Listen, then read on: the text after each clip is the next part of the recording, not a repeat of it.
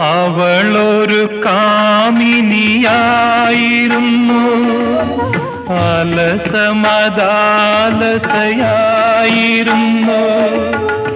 ചലനങ്ങളിൽ വചനങ്ങളിൽ മാസ്മരഭാവങ്ങൾ തുടിച്ചിരുന്നു.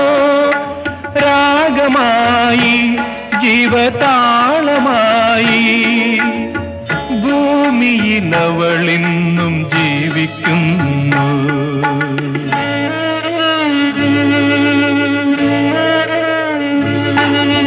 പ്രണയ സരോവരതീരം പണ്ടൊരു പ്രദോഷ സന്ധ്യാനേരം.